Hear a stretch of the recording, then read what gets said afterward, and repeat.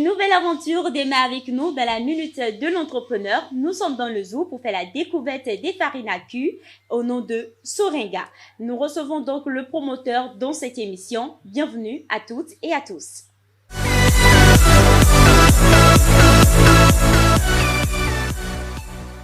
Nous sommes avec le promoteur des farines Sorenga, comme je l'ai dit à l'entame de cette émission. Bonjour monsieur, présentez-vous aux téléspectateurs. Bonjour madame, moi c'est Fabrice Taignon, je suis ingénieur agronome de formation, et enseignant au lycée agricole de la Gare-en-Main et promoteur des farines Sorenga. D'accord. D'où est partie cette idée de farine Sorenga? Merci.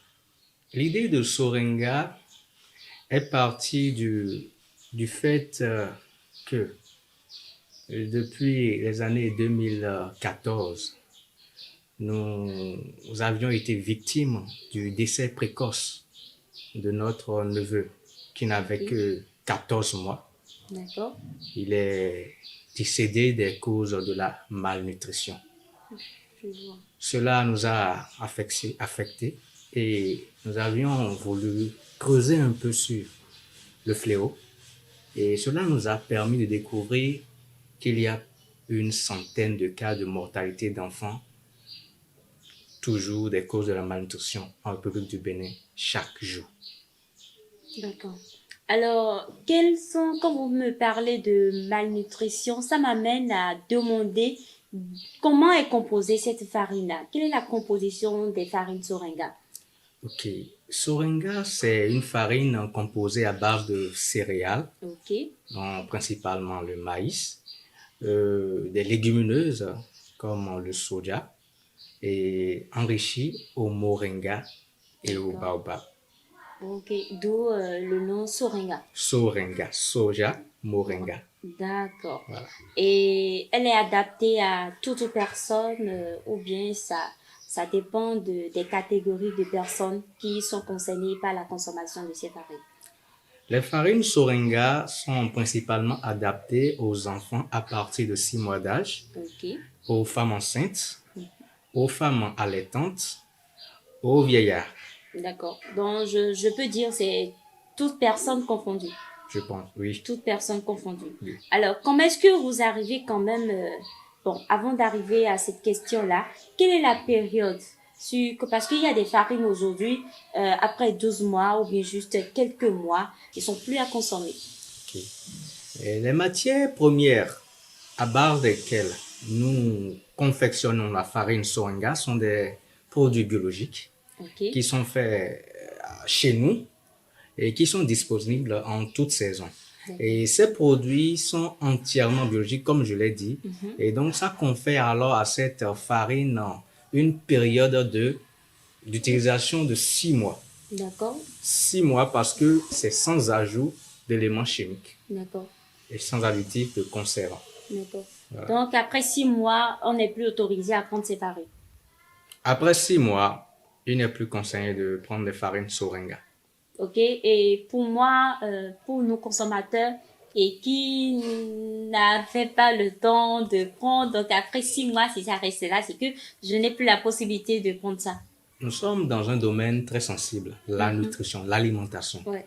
Et l'alimentation a des normes. Et quand nous prenons dans le Codex Alimentarius, les aliments qui ont le même type que Sorenga devraient être consommés entre 3 et 6 mois. Au-delà de ce mois, je ne le conseille pas. D'accord. Comment est-ce que vous arrivez quand même à créer un monde de consommateurs autour de vous pour quand même amener la population béninoise à s'intéresser à vos farines? Ok. Notre politique de promotion et de vente de notre farine, c'est d'abord à travers les médias sociaux. D'accord. Nous passons par les médias sociaux pour parler de ce que nous faisons, pour informer les gens de ce que nous faisons. Et nous contactons également des chaînes de radio, de télé, pour pouvoir communiquer autour et sensibiliser les gens sur les différents points de vente où on peut trouver ces farines-là. Et quels sont ces points de vente-là? Nous avons un point de vente à Cotonou, le supermarché Franprix. D'accord. Vous allez là-bas, vous allez trouver les farines Sorenga. Vous allez à la fondation Startup, UAC Startup Valley à Calavi. Nos farines sont également disponibles là-bas. Vous allez à Boycon, à la boutique de Cité Bio, à Soba, où il y a les produits locaux comme Sorenga aussi. Sorenga. Vous irez à la boutique Bon Berger, Ok. Carrefour Daco. Les farines Sorenga, ils sont là-bas également. Le supermarché Joe Heinz Market, c'est à Boycon. D'accord. Vous allez à Plahoui, c'est également disponible là-bas, à Porte-Novo et à Paracou. D'accord. C'est également situé dans quelques pharmacies comme la pharmacie Saint-Efface de Boycon, la pharmacie Jimin d'Abomey et presque toutes les pharmacies qui sont dans la commune du jour, entre Boycon et Abomey. Quelles sont les difficultés que vous rencontrez dans la production, dans la commercialisation de ces farines? C'est la question qui tracasse tous les entrepreneurs au Bénin. Le contexte entrepreneurial au Bénin est un peu particulier. Donc, cela fait que tu ne peux pas démarrer une entreprise au Bénin et en même temps commencer par jouir des les difficultés sont beaucoup, surtout dans le domaine de la transformation, puisque la transformation, c'est beaucoup plus orienté vers l'industrialisation. Et quand nous parlons d'industrialisation, il te faut des équipements et matériels qui vont te permettre de transformer, de améliorer ta technologie et de pouvoir mettre sur le marché déjà une quantité suffisante afin de satisfaire quand même cette demande-là qui est en train de se galoper. Vous voyez? Donc, nous manquons vraiment d'équipement pour la transformation de nos produits et nous avons également besoin d'une unité de production puisque ici où vous êtes venu nous rendre visite, nous avons pris un contrat de bail avec le propriétaire pour une maison de 3 chambres avec une grande cour. Donc, c'est avec cette maison-là que pour le moment, nous faisons de la transformation. D'accord. Et nous invitons vraiment les investisseurs, les bailleurs à vraiment faire un regard sur nous afin que nous puissions vraiment, d'ici 2036, résoudre ce problème de malnutrition qui tracasse le Bénin, l'Afrique et le monde.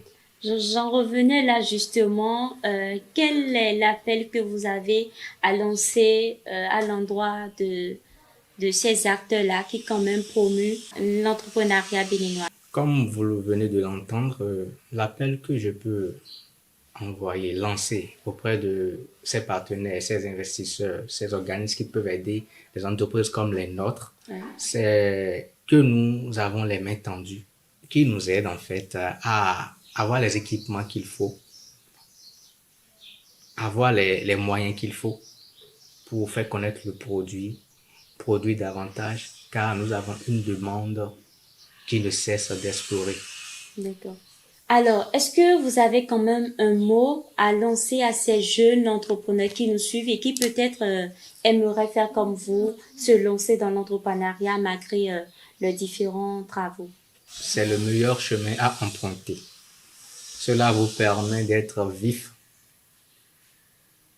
d'être tout le temps attentif, éveillé, d'être proactif et d'anticiper souvent ce qui peut arriver.